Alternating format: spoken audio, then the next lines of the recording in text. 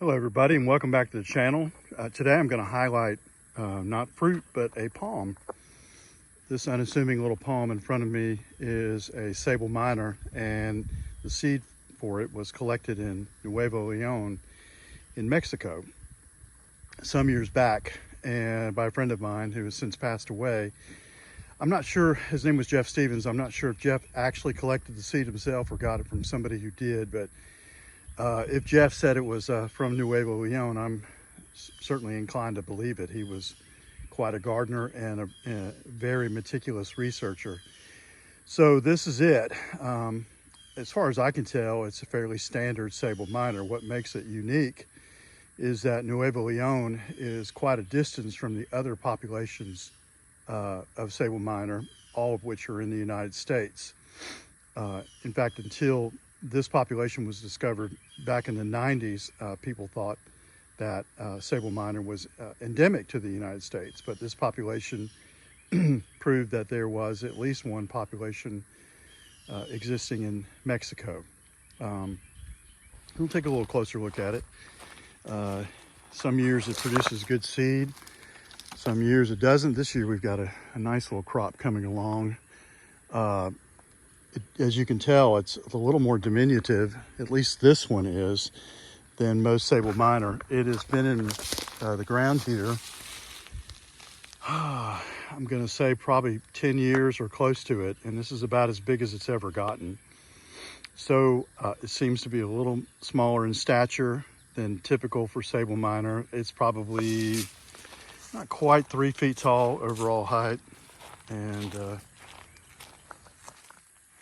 the light right now makes it look kind of silvery, but really in a natural light, it doesn't look much different from any other Sabal minor.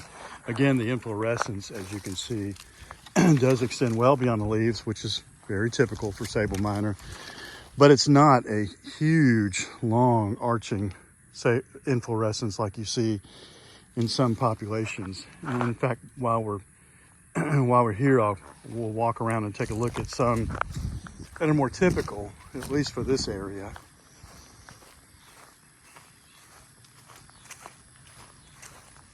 We are definitely in the dog days of summer now, hot and lately pretty dry.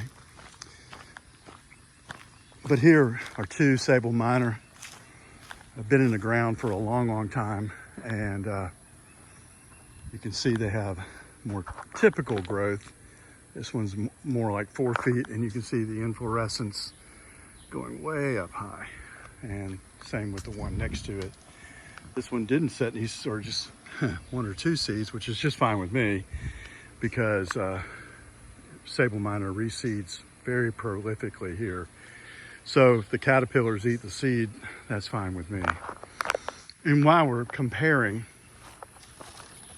some people say that the Nuevo Leon Sabal minor is the same or similar to the Sabal found in Tamaulipas.